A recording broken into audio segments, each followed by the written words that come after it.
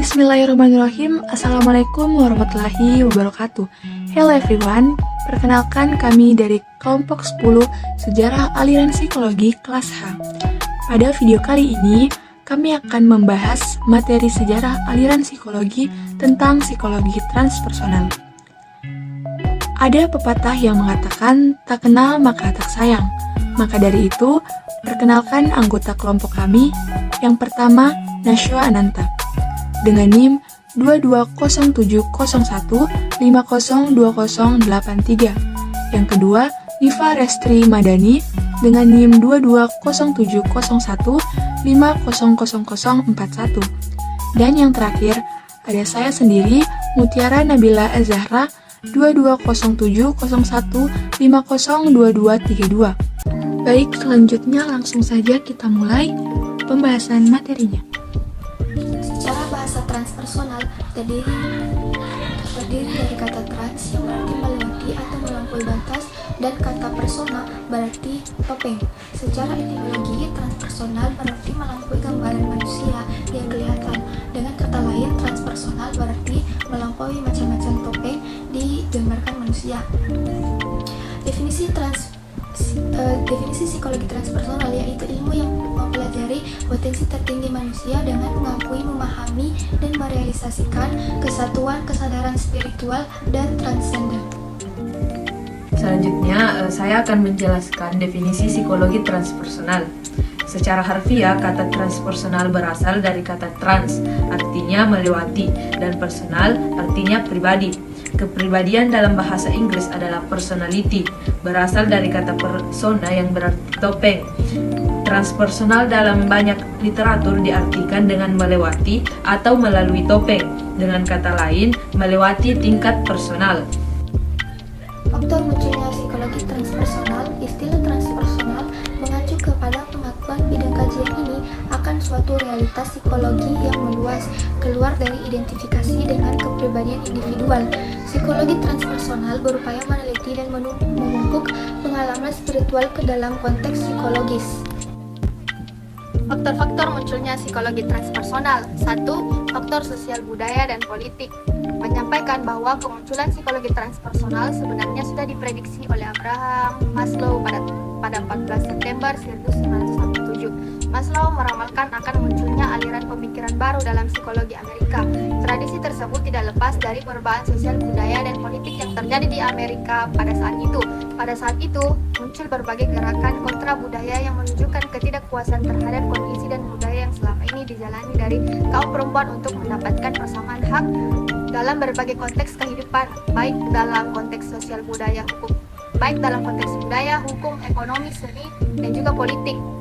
Ada proses dan tuntutan dari kaum minoritas untuk diperlakukan secara adil dan mulai munculnya kesadaran di kalangan masyarakat Amerika untuk berpikir dan bertindak dengan cara baru di luar kebiasaan. Pada saat itu mulai ketertarikan dari masyarakat Amerika terhadap spiritualitas di luar spiritualitas yang berkembang di kalangan mereka.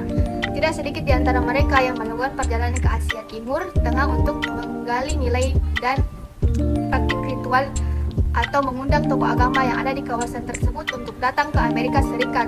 2. Ada faktor penggunaan psychedelic drugs antara tahun 1960 sampai dengan pertengahan tahun 1970-an dikenal sebagai psychedelic, yaitu era diwarnai dengan maraknya penggunaan untuk mendapatkan pengalaman perubahan sementara pada level kesadaran. Di saat mengalami pengalaman psychedelic ini, orang akan mengalami perluasan kesadaran dan mengalami hal-hal baru yang sebelumnya tidak disadari. Penggunaan psychedelic ini kemudian juga dimanfaatkan untuk kepentingan terapi. Dianggap sebagai pionir dalam menggunakan LSD untuk mengobati ketergantungan pada obat-obat terlarang. Menurut ini dapat membuat pasien mengalami pengalaman transpersonal yang tidak dialaminya dalam kehidupan nyata. Semakin tinggi dosis LSD yang diberikan, semakin kaya pengalaman transpersonal yang disampaikan pasien. Ketidakpuasan terhadap aliran pemikiran sebelumnya. Faktor lain yang juga mempengaruhi terhadap munculnya psikologi transpersonal adalah ketidakpuasan terhadap behaviorisme, psikoanalisis, dan juga psikologi humanistik. Ketiga aliran tersebut sama-sama Tidak tertarik dengan dimensi spiritual manusia menjadi fokus psikologi transpersonal. Behaviorisme selain tidak membahas pengalaman spiritualitas juga tidak tertarik dengan bahasan mengenai perilaku beragama. Psikoanalisis Freud sebenarnya sudah membahas spiritualitas dan keberagaman. Namun, bagi Freud, pengalaman spiritualitas itu hanyalah ekspresi dan konflik ketidaksadaran dan juga merupakan salah satu bentuk gangguan mental. Berdasarkan penelitian yang dilakukan Maslow, kemudian sampai pada kesimpulan bahwa ada motif untuk mengkualisasikan nilai-nilai transenden yang sifatnya universal pada setiap orang yang sudah mencapai tahapan aktualisasi diri. Maslow mendapatkan bahwa selain mempunyai kemampuan determinasi diri dan bebas berkehendak, manusia pun mempunyai kebutuhan untuk bermoral dan transendensi diri. Menurut Al-Ghazali, perpindahan kondisi kesadaran dari satu kondisi ke kondisi yang lain atau transpersonal dapat terjadi pada seseorang karena beberapa hal. Pertama, ada kondisi transpersonal dapat terjadi karena pada dasarnya kesadaran itu tergantung pada tingkatan ruh yang menerima persepsi. Perbedaan tingkatan ruh yang menjadi tempat terjadinya kesadaran menjadikan seseorang dapat memiliki perpindahan kesadaran mulai dari kesadaran yang bersifat indrawi, imajinatif, rasional. Bagi Al-Ghazali, manusia punya kemampuan untuk melintas dari kesadaran yang rasional yang diperoleh oleh akal ke dalam kesadaran yang lebih tinggi lagi, yaitu kesadaran yang terjadi pada diri di luar ego rasional.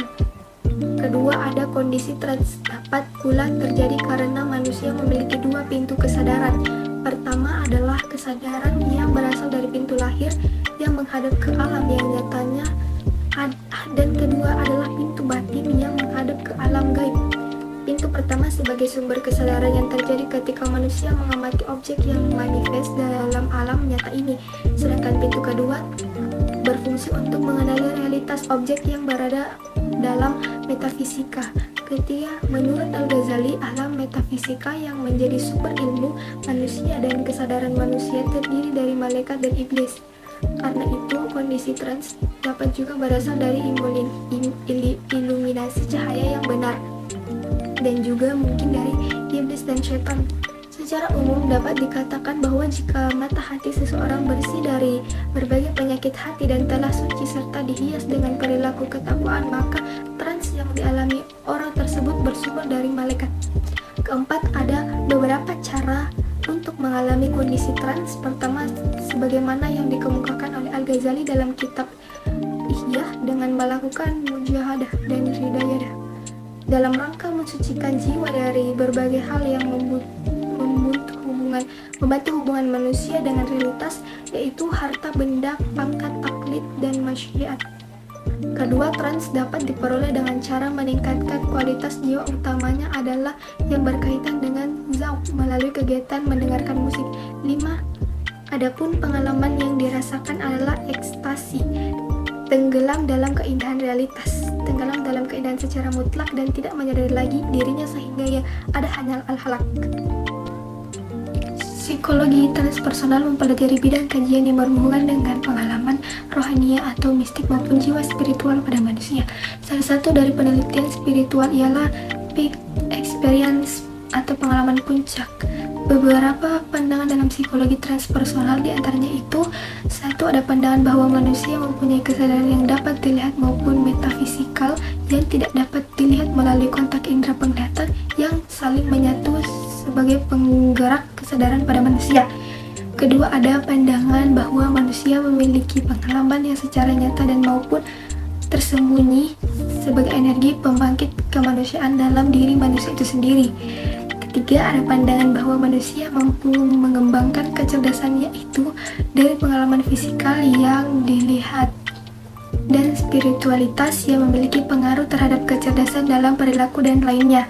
Keempat, ada pandangan bahwa manusia mampu mempunyai potensi imanen, berada dalam kesadaran atau berpikir dengan diri sendiri yang melampaui akal kemanusiaan dengan mencari setiap makna dan puncak pengalaman tertinggi dalam kehidupan transcendensi. Kelima, ada pandangan bahwa pengalaman keagamaan dalam bidang kajian psikologi transpersonal, yaitu peak experience, pengalaman puncak, masa stabil, dan pandangan bahwa pengalaman keagamaan dalam bidang kajian psikologis transpersonal yaitu pengalaman puncak, masa stabil, dan memiliki jangkauan terjauh dari sifat dasar manusia. Keenam, ada pandangan bahwa pada dasarnya secara mutlak manusia mempunyai aspek-aspek spiritual dan transendensi dari manusia tersebut. Ketujuh, ada pandangan bahwa manusia memiliki kesadaran yang kuat hubungan dengan potensi rohani. Kedelapan, ada pandangan bahwa kepribadian manusia dapat berjalan dengan seimbang baik terhadap nilai, tujuannya, dan tingkah laku, serta hubungannya terhadap hak mistik yang sifatnya tidak bisa dilihat oleh indera penglihatan. Kesembilan, ada hak manusia yang kuat dalam mengubah kehidupannya secara sendiri. 10, ada manusia sebagai wujud penggerak kesadaran dari dua kekuatan yaitu rohani dan jasmani. Ke-11, ada pandangan bahwa manusia memiliki kecerdasan melalui penafsiran dari pengalaman hidup baik dirinya atau dari orang lain yang kemudian kemampuan dalam mengakualisasikan atau menggunakan kemampuan maksimalnya terhadap pemaknaan kehidupannya. Richard Maurice Bach adalah salah satu tokoh psikologi yang kurang dikenal dalam bidang psikologi. Maurice Bach pernah terdaftar sebagai mahasiswa kedokteran di Sekolah Kedokteran McGill Universitas di Montreal. Semasa hidupnya, Maurice Bach merupakan salah satu tokoh psikologi yang pertama kali menawarkan gagasan teori psikologi yang menempatkan model kesadaran manusia dan realitas sebagai elemen transpersonal yang terbuka dan melestarikan dogma agama. Penelitian tersebut dilakukan berdasarkan atas pengalaman hidupnya. Pemikiran Maurice yaitu satu, kesadaran sederhana. Kesadaran sederhana adalah kesadaran yang semata-mata tidak dimiliki oleh manusia saja, namun juga dimiliki oleh hewan. Kesadaran kesederhanaan juga merupakan kesadaran yang ditandai oleh kurangnya kesadaran dari dunia batin, sehingga disebut sebagai kesadaran sederhana. Kedua, ada kesadaran diri. Kesadaran diri merupakan tingkat kesadaran setelah kesadaran sederhana yang biasanya disebut sebagai tingkat kesadaran menengah normal, yaitu kesadaran sehari-hari manusia pada umumnya. Pada tingkat kesadaran ini manusia berbeda dengan hewan. Hal ini karena manusia memiliki kemampuan untuk berpikir dalam konsep-konsep dan juga sanggup untuk mengenal dirinya sendiri. Yang ketiga, ada kesadaran kosmik. Kesadaran kosmik adalah tingkat kesadaran yang paling tinggi yang digambarkan sebagai pengalaman mistik seseorang. Secara radikal, kesadaran kosmik berbeda dengan kesadaran normal. Hal ini karena kesadaran kosmik tidak dibatasi oleh objek subjek karena keduanya menyatu dalam kesatuan yang menawarkan pengalaman dari seluruh ciptaan dan persepsi langsung oleh kosmos yang didefinisikan oleh rasa kesatuan dan penyatuan. Secara kosmologis, kehidupan di dunia merupakan bagian dari kesatuan eksistensi yang meliputi segalanya dan mencapai titik puncaknya pada pusat yang meliputi segalanya, pada yang Maha Tunggal. Itu kehidupan menghidupkan susunan alam semesta dan bumi yang merupakan hakikat serta rahasianya. Assagioli menyarankan bahwa ketidaksadaran memiliki beberapa tingkatan. Yang A, ada ketidaksadaran rendah, dapat disamakan dengan psikologis masa lalu sebagaimana konsep Freud, yaitu ID, sebuah dunia yang dikendali oleh insting, impuls, dan neurosis. B, ada alam sadar tengah analog psikologis yang dapat kita samakan dengan prasadar Freud. C, ada ketidaksadaran yang lebih tinggi atau supra, mewakili masa depan psikologis individu dan merupakan ranah potensi, aspirasi, dan intuisi rumah energi spiritual yang tersembunyi.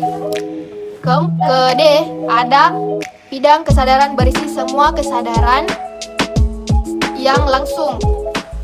E, ada diri pribadi, jadi titik kesadaran murni. Identitas utama individu yang karena merupakan refleksi diri. Garis putus-putus antara diri dan aku menggambarkan hubungan antara dua yang saling berhubungan. Tokoh-tokoh psikologi transpersonal. 1. Kenneth R. Wilber. 2. Kenneth R. Wilber II seringkali dipanggil dengan Ken Wilber. Ia dilahirkan pada tanggal 31 Januari 1949 di Oklahoma City. Bapaknya seorang pilot dan seringkali bertugas dari satu tempat ke tempat yang lainnya. Pada tahun 1973, ia berhasil menyelesaikan buku pertamanya yang berjudul The Spectrum of Consciousness. Buku ini menjelaskan bahwa kesadaran manusia itu ibarat spektrum dengan panjang gelombang yang berbeda-beda.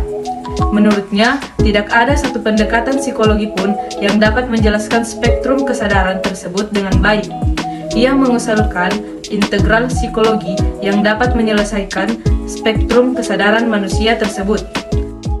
Selanjutnya saya akan menjelaskan mengenai teori integral. Teori integral berangkat dari kegelisahan Wilber terhadap banyaknya teori dan pendekatan yang menjelaskan kesadaran yang satu sama lain kadang saling bertentangan. Kerangka dasar dari teori integral adalah apa yang disebut dengan Al-Quadran Al-Level.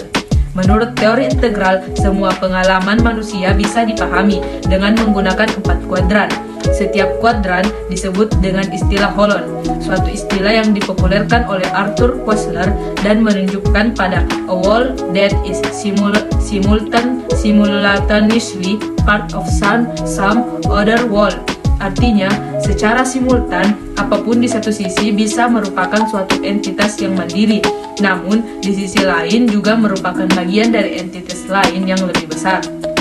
Menurut teori integral Wilber, terdapat 4 perspektif dalam memahami dan menjelaskan suatu realitas Y of Seng, termasuk dalam memahami manusia, yaitu individual interior atau subjek atau intentional, collective interior, inter-subjek atau budaya, individual exterior, objek atau behavioral, dan collective exterior, inter-objektif atau sistem sosial.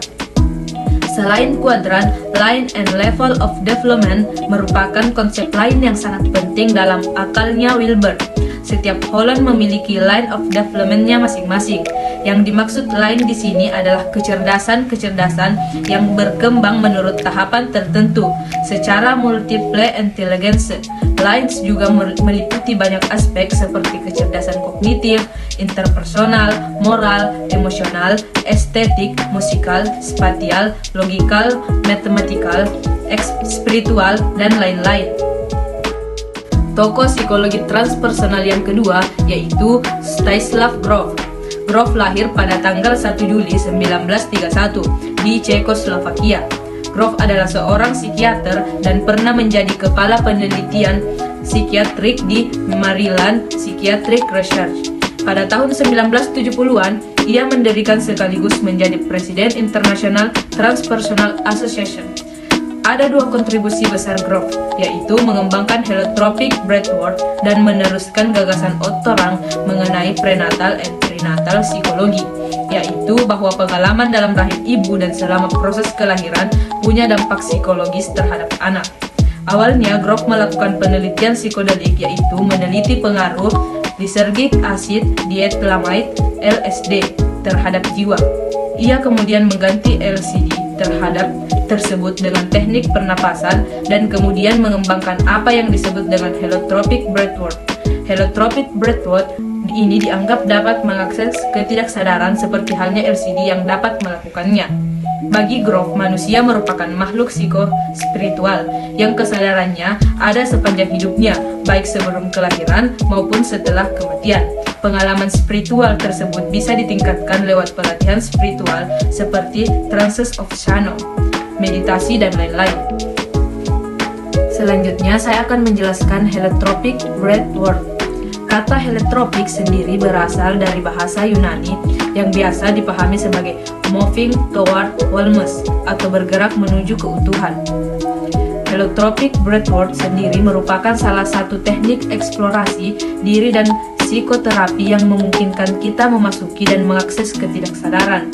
Kita bisa mengakses ketidaksadaran, baik ketidaksadaran pada domain perinatal ataupun domain transpersonal. Holotropic breathwork dikembangkan bukan hanya berdasarkan pada hasil penelitian mutakhir dalam psikologi ataupun psikiater. tapi juga berdasarkan praktik ritual lain, yaitu spiritual yang biasa digunakan dalam berbagai budaya, antara lain pernafasan, musik, dan mengunggah dan kerja tubuh. Pernapasan dengan intens dapat menyebabkan tegangnya beberapa bagian dari tubuh. Bagian tubuh mana yang tegang bisa berbeda-beda untuk setiap orangnya. Semakin intens pernafasan yang dilakukan, ketegangan pada bagian-bagian tubuh tersebut pun akan semakin intens, sampai pada titik tertentu, kemudian mengendur dan akan sampai pada keadaan relaks. Seperti halnya pernapasan, penggunaan musik pun bukanlah suatu hal yang baru. Musik yang digunakan sebaiknya intens, menggugah, dan dapat membantu pengalaman positif. Dalam banyak tradisi dan kultur, musik dikombinasikan dengan tarian, misalnya digunakan sebagai metode untuk menghadirkan kondisi trance. Itulah tadi kontribusi besar salah satu tokoh pendiri psikologi yaitu Groves. Selanjutnya ada Robert Fraser. Fraser adalah pendiri The Institute of Transpersonal Psychology pada tahun 1975, yang kemudian menjadi Sophia University. Pada tahun 1981, Fraser memeluk agama Islam dan menekuni psikologi Sufi, dan pada tahun 1985 dikukuhkan sebagai mursyid. 1. Psikologi Sufi. Salah satu pemikiran Robert Fraser adalah mengenai psikologi Sufi. Psikologi Sufi berbeda dari psikologi modern. Fraser menjelaskan 9 hal yang membedakan antara psikologi Sufi dan psikologi modern. Psikologi Sufi berbeda dengan psikologi modern. Fraser menjelaskan 9 hal yang membedakan antara psikologi Sufi dan psikologi modern. Pertama, psikologi modern menganggap alam semesta bersifat materi, sedangkan psikologi Sufi menganggap bahwa alam semesta merupakan ciptaan Tuhan dan merupakan indikasi kehadirannya. Yang kedua, psikologi modern mempunyai keyakinan bahwa struktur manusia tidak lebih dari tubuh dan pikiran, sedangkan psikologi Sufi menganggap bahwa hati spiritual merupakan elemen penting dari manusia. Fraser berkeyakinan bahwa manusia merupakan perwujudan ruh ilahi. Yang ketiga, psikologi modern memandang manusia dari sudut pandang negatif dan keterbatasan-keterbatasannya, seperti tergambar dalam psikologi klinis, atau dari sudut pandang yang lebih positif, seperti psikologi humanistik. Sedangkan psikologi Sufi memandang manusia memiliki potensi untuk lebih baik dari malaikat atau bahkan lebih rendah dari binatang. Yang keempat, psikologi modern menganggap bahwa puncak kesadaran manusia adalah kesadaran rasional, sedangkan psikologi Sufi menganggap kesadaran manusia lebih luas lagi, kesadaran spiritual manusia yang mengalami perkembangan dan bisa memasuki hal-hal yang di luar jangkauan rasio seperti kesadaran menyatunya dengan Tuhan.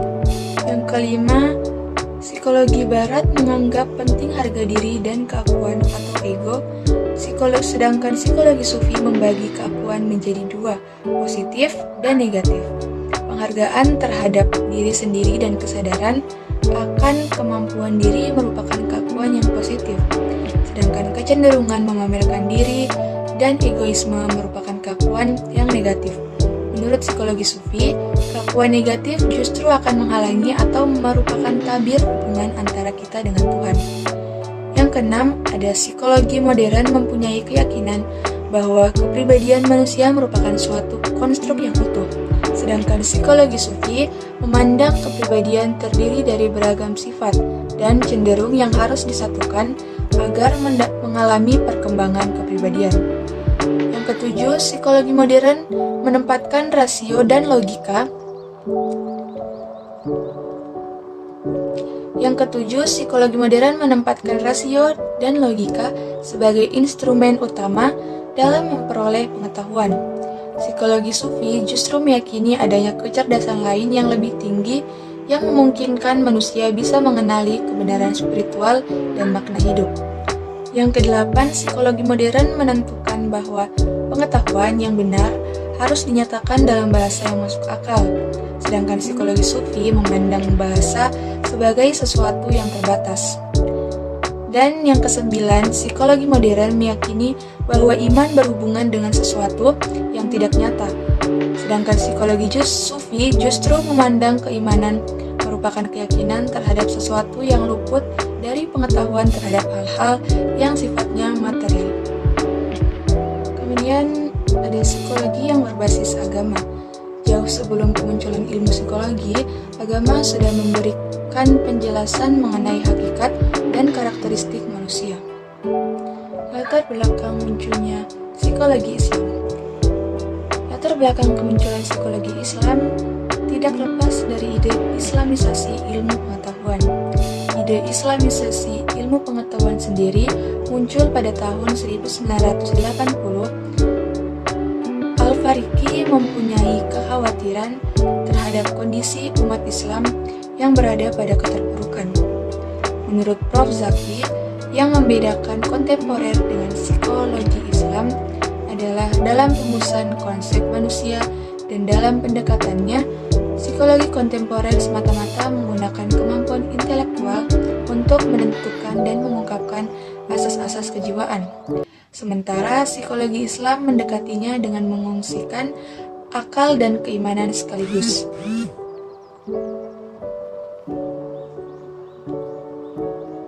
Menurut Prof. Zaki, yang membedakan kontemporer dengan psikologi Islam adalah dalam rumusan konsep manusia dan dalam pendekatannya. Psikologi kontemporer semata-mata menggunakan kemampuan intelektual untuk menemukan dan mengungkapkan asas-asas kejiwaan. Sementara psikologi Islam mendekatinya dengan memfungsikan akal dan keimanan sekaligus. Oleh karena itu, tidak heran jika kemudian muncul psikologi yang dibangun berdasarkan agama tertentu, seperti munculnya Islamic Psychology. Islamic Psychology atau yang dikenal dengan psikologi Islam merupakan psikologi yang dibangun berdasarkan pandangan manusia menurut Islam yang bersumber dari Al-Quran, As-Sunnah, serta tetap memperhatikan prinsip-prinsip ilmiah. Psikologi Islam mempunyai pemahaman bahwa dimensi manusia terbatas pada aspek biologis, psikologis, dan sosial semata, tapi juga meliputi aspek rohani dan spiritual. Kenapa sih harus ada psikologi Islam?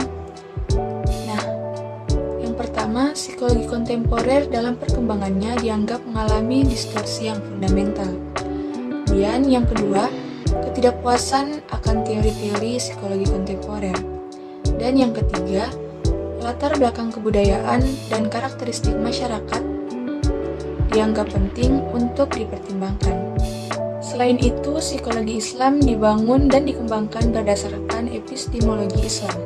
Psikologi Islam mempunyai keyakinan bahwa sumber pengetahuan yang bisa dijadikan rujukan dalam mengembangkan psikologi bukan hanya hasil penelitian terhadap ayat-ayat kauniyah semata, tapi juga hasil penelitian terhadap ayat-ayat kauliyah atau Al-Quran dan As-Sunnah. Namun demikian, psikologi Islam tetap memegang prinsip bahwa metode dalam memperoleh kedua pengetahuan tersebut hendaknya tetap memperhatikan prinsip-prinsip ilmiah. Kemudian Malik Babikar Badri dianggap sebagai tokoh yang paling depan dalam mengembangkan psikologi Islam. Pada bukunya, Badri menyampaikan kegelisahan sekaligus kritikan terhadap kebanyakan psikolog muslim yang tidak secara kritis menerima dan menggunakan teori psikologi modern yang sebenarnya dibangun berdasarkan konsep manusia yang tidak lengkap dan kurang relevan dengan nilai-nilai Islam. Dalam bidang terapi, Badri berhasil menyampaikan teknik baru dalam sistematik desensitization. Selanjutnya yaitu perkembangan psikologi Islam. Perkembangan psikologi Islam sudah cukup pesat. Psikologi Islam sudah banyak dikembangkan di berbagai belahan dunia dan sudah diakui oleh psikologi modern sekalipun. Berbagai produk ilmiah yang berhubungan dengan psikologi Islam sudah banyak dipublikasikan. Demikian pula dengan kegiatan ilmiah yang berhubungan dengan pengembangan psikologi Islam sudah banyak diselenggarakan. Berkaitan dengan perkembangan psikologi Islam, berdasarkan penelitian terhadap tren penelitian mengenai psikologi Islam dalam 10 tahun terakhir, Hakway, Khan, Kesavarzi, dan Rothman menggambarkan dalam 5 tema berikut, yaitu yang pertama, penyatuan antara model psikologi barat dengan keyakinan dan praktik Islam. Pada tema ini, ada yang mengakui model psikologi barat sebagai sesuatu yang sesuai dengan nilai-nilai Islam, dan ada yang mengembangkan model psikologi tersendiri sesuai dengan konteks budayanya masing-masing. Kemudian yang kedua, pengakuan terhadap sejarah psikologi Islam. Pada tema ini muncul beberapa tulisan yang mengungkap kembali kontribusi Muslim pada abad pertengahan dan munculnya beberapa buku yang menerjemahkan literatur klasik yang berhubungan dengan psikologi Islam. Yang ketiga, munculnya model teoritis dan kerangka psikologi Islam. Beberapa artikel dan buku yang menawarkan model teoritis menurut psikologi Islam antara lain mengenai kepribadian oleh Hakwe dan Muhammad. Yang keempat, perkembangan teknik intervensi. Intervensi atau psikoterapi yang menggunakan perspektif Islam sudah banyak dikembangkan, antara lain Islamic Psychotherapy untuk mengatasi Generalized Anxiety Disorder oleh Abdullah Abidin Hisan, Kecil Razali, dan Zen. Yang kelima, pengembangan instrumen-instrumen pengukuran. Penelitian-penelitian yang bertujuan untuk mengembangkan instrumen pengukuran sudah banyak dilakukan, seperti instrumen pengukuran religiusitas oleh Abdul Halek. Bagaimana dengan perkembangan psikologi Islam di Indonesia? Wacana pengembangan psikologi Islam mulai tampak pada tahun 1990-an. Pada tahun 1992, Keluarga Muslim Psikologi UGM Indonesia menerbitkan jurnal yang bernama Kalam dengan tema sebagai media pemikiran psikologi Islam. Kalam ini memuat beberapa pemikiran psikologi Islam dari berbagai tokoh yang ada di Indonesia. Kemudian perkembangan berikutnya adalah ketika Piaget Psikologi Islam dari berbagai perguruan tinggi menghadiri Semiloka Psikologi Islami di Fakultas Psikologi UIN Syarif Hidayatullah pada tanggal 24 sampai 25 Agustus 2002. Pada kesempatan itulah Asosiasi Psikologi Islam atau API dideklarasikan. Selain karya ilmiah, kegiatan ilmiah yang berhubungan dengan psikologi Islam sudah banyak diselenggarakan baik atas nama perguruan tinggi, Asosiasi Psikologi Islam, dan masih banyak lagi. Baiklah, kita sudah sampai pada penghujung materi, yaitu kesimpulan. Kesimpulan yang dapat saya ambil dari pemaparan materi dari kelompok kami yaitu psikologi transpersonal merupakan salah satu pemikiran psikologi yang fokus pada dimensi spiritual manusia.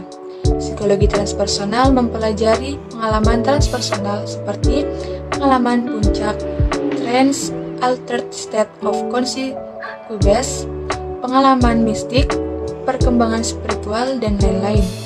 Abraham Maslow menyebut bahwa psikologi transpersonal ini merupakan kelanjutan dari psikologi humanistik. Spiritualitas selain diakui dan dikembangkan oleh psikologi transpersonal juga diakui oleh psikologi yang berdasarkan agama, seperti psikologi Islam.